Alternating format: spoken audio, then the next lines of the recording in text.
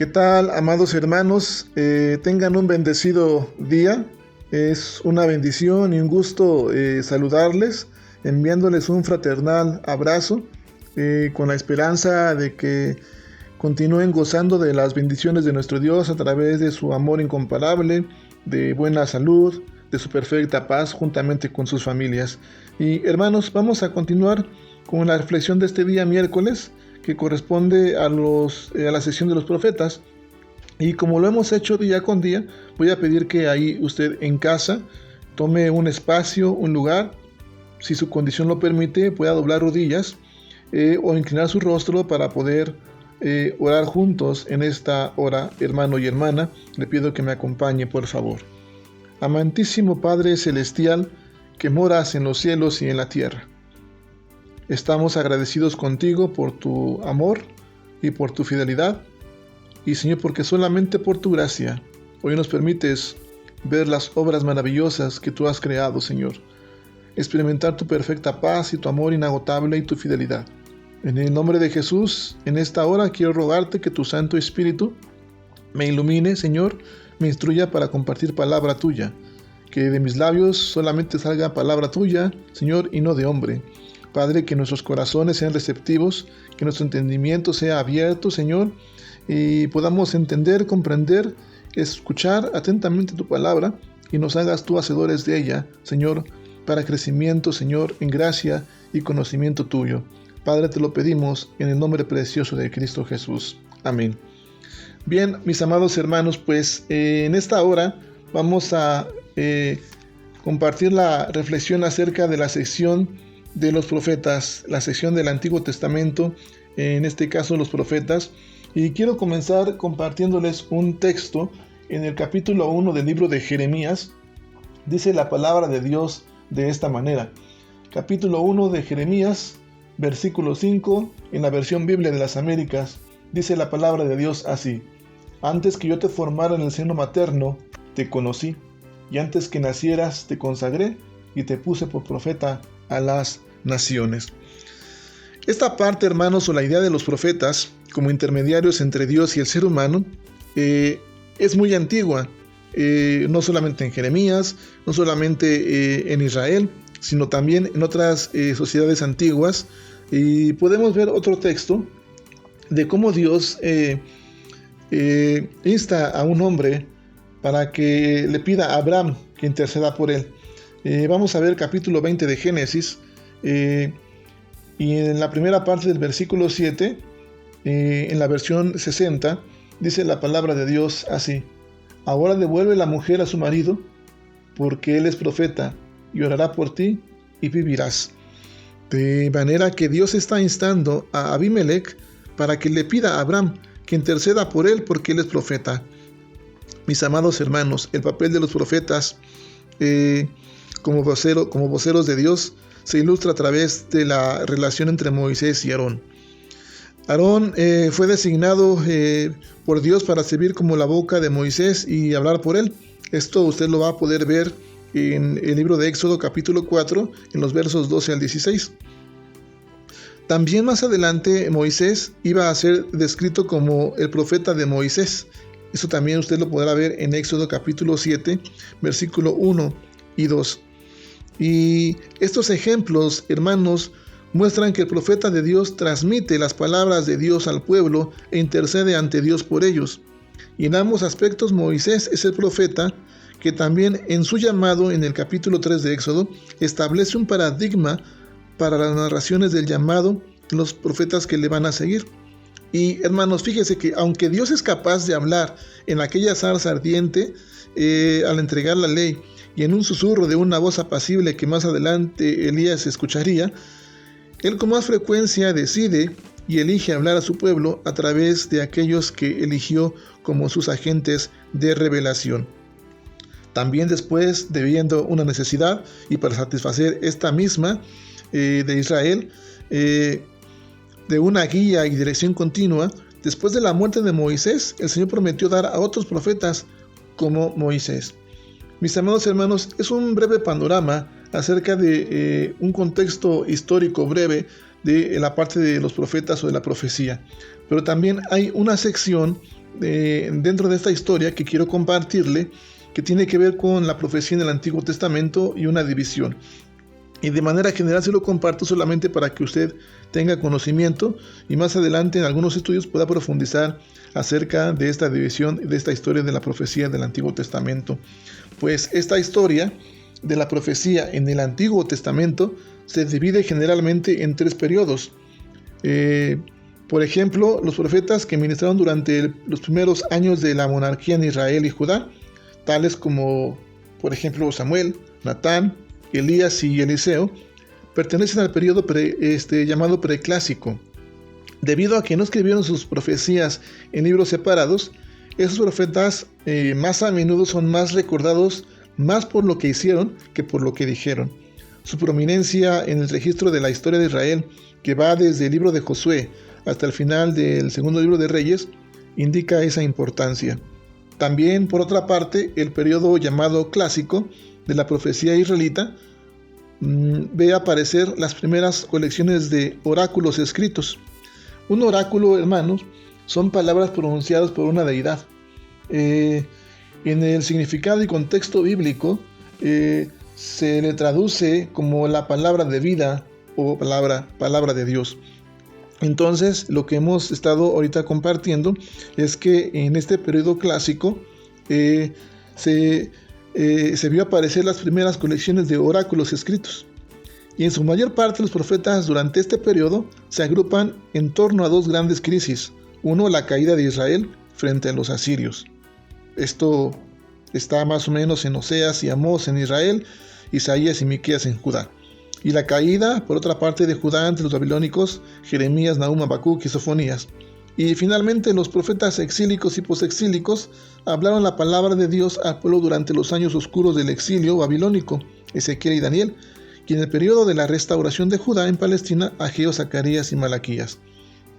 Mis amados hermanos, los profetas del Antiguo Testamento a veces eran ayudados por sirvientes y acompañados por discípulos conocidos bajo un concepto que se lo podemos notar como una frase, se le designa como los hijos de los profetas. Y estos discípulos pudieron haber jugado una parte importante a la hora de escribir estos oráculos que fueron entregados por los profetas y de preservar los libros que llevan cada uno de sus nombres.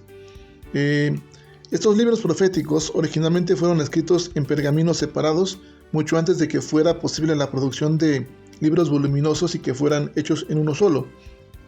Y el Antiguo Testamento, hermanos, recibido por las iglesias protestantes, es idéntico en contenido al de la Biblia hebrea.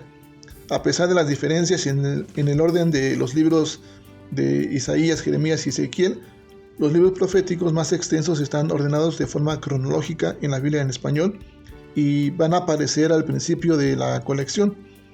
Por ejemplo, Lamentaciones es incluido después de Jeremías porque la tradición se lo atribuye a él. Daniel es incluido después de Ezequiel como el último de los profetas mayores.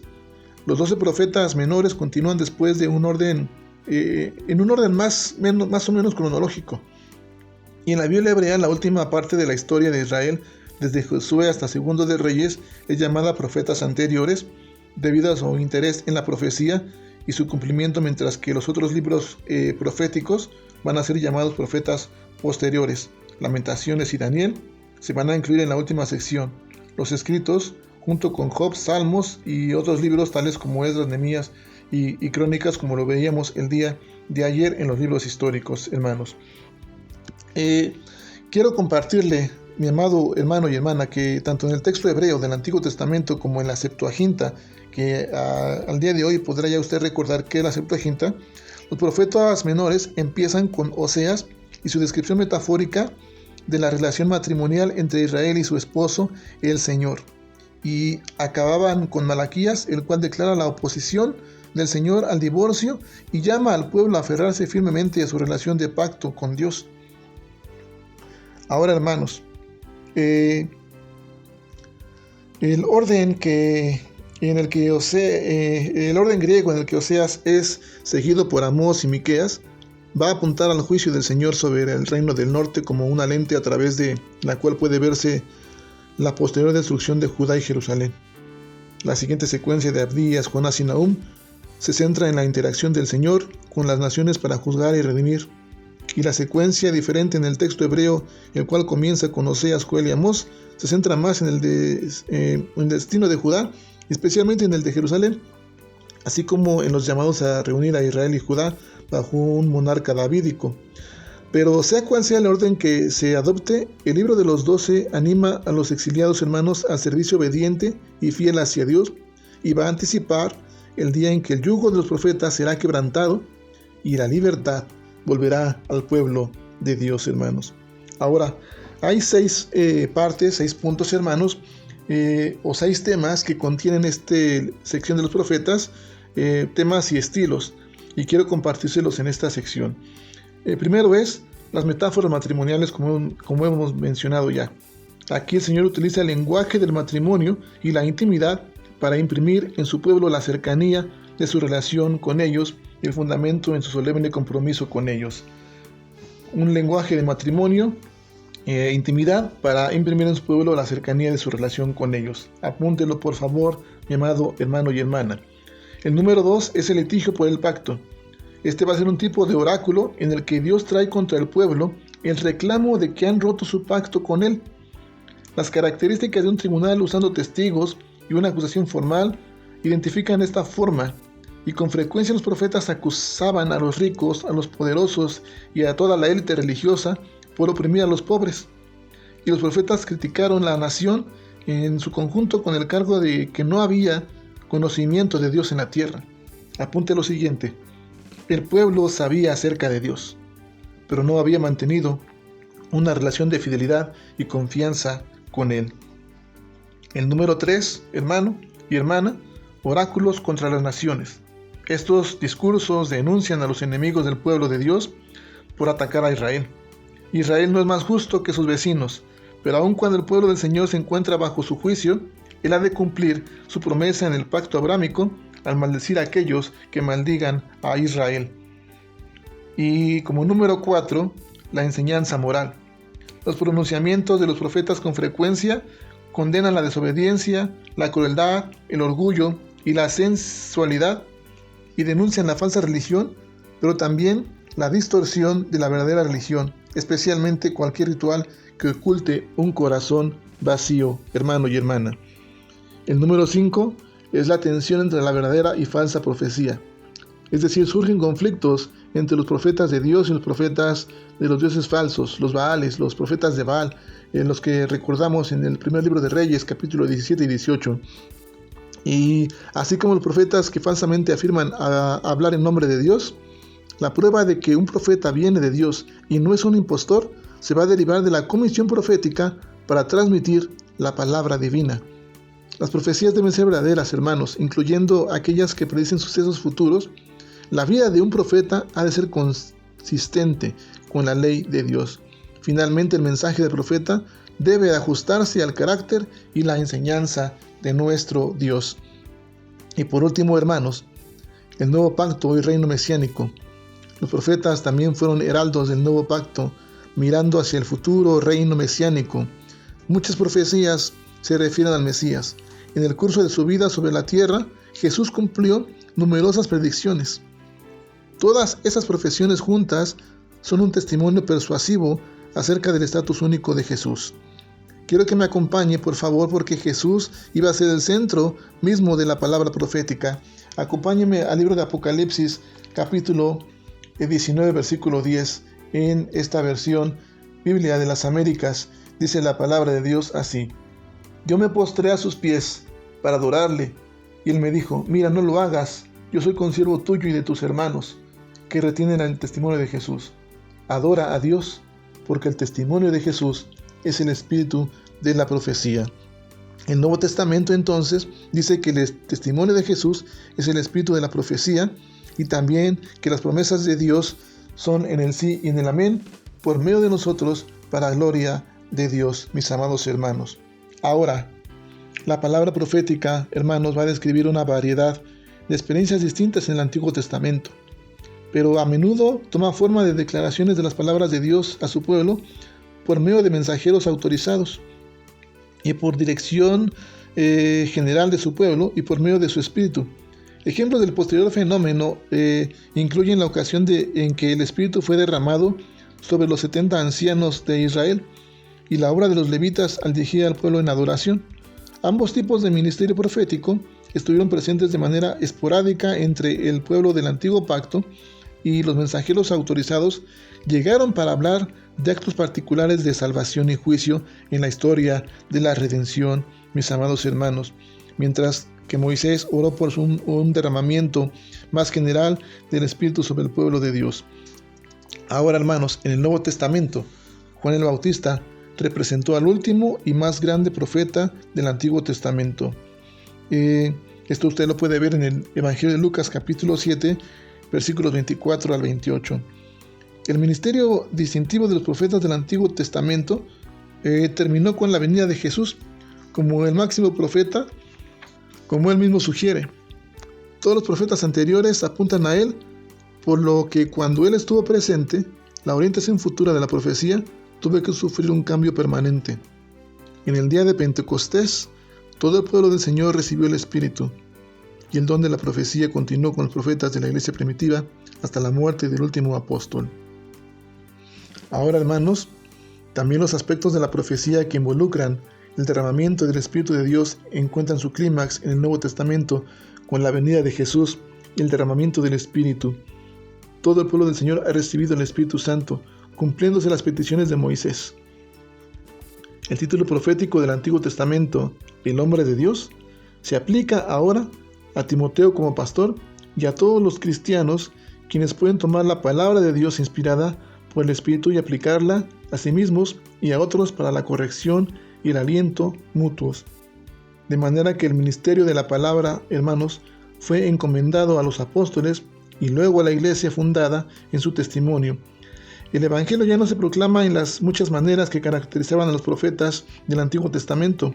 Sin embargo, los profetas del Antiguo Israel son propiedad común de la iglesia de todos los tiempos, y después del pasar de los años, Dios ahora continúa hablando a través de las Sagradas Escrituras, proveyendo a su pueblo con el mensaje de los sufrimientos de Cristo y las glorias que vendrían después también.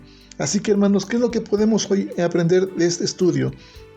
Acerca de estos 6 temas que contiene esta sección de los profetas, que el Señor utiliza un lenguaje del matrimonio y de intimidad para imprimir en su pueblo, en el corazón de su pueblo, la cercanía de su relación con ellos. También, hermanos, que podemos recordar el pacto de Dios. Podemos a veces nosotros querer compartir la palabra de Dios, pero quizás sabemos acerca de Dios, pero no nos hemos mantenido en una relación de fidelidad y confianza con Él, y hoy es tiempo para poder mantener esa relación, buscar esa relación con Dios. También recordar, hermanos, que esta enseñanza moral que Dios pronuncia a través de los profetas con frecuencia condena siempre la deshonestidad, la crueldad, el orgullo y todo lo que es esta serie que hacen que tengamos una falsa religión y un corazón vacío. Pero también, hermanos, que cuando hemos de compartir el mensaje, hemos de compartir la palabra divina. Somos heraldos, somos portadores del mensaje de Dios. Y cada uno de nosotros, cuando compartamos ese mensaje, hemos de ajustarnos al carácter y a la enseñanza de Dios. Y también, hermanos, como nuevo pacto del reino mesiánico, ese mensaje tiene que ser cristocéntrico. Recordar que hemos de postrarnos a los pies de Dios, adorar a Dios, porque el testimonio de Jesús es el espíritu de la profecía, mis amados hermanos. Es lo que tenemos que hacer hoy. Por eso hoy, en esta sección, quiero pedirle que al ejercitar esta disciplina espiritual del estudio bíblico, podamos tomar estos 6 puntos, estos 6 temas, abrazarlos, aplicarlos en nuestra vida y compartir ese mensaje. Somos hoy portadores de este mensaje de Dios, mensaje de esperanza, mensaje de consuelo, mensaje de fortaleza, y que hay un Mesías y un Salvador que se llama Cristo Jesús. Mis amados hermanos, el día de mañana Si Dios así lo permite, estaremos viendo otra sección del Antiguo Testamento. Deseo que la gracia y la paz de Jesucristo nuestro Salvador sea con usted y con su familia. Si Dios lo permite, nos vemos mañana en otra reflexión más. Un fuerte abrazo y Dios les siga bendiciendo.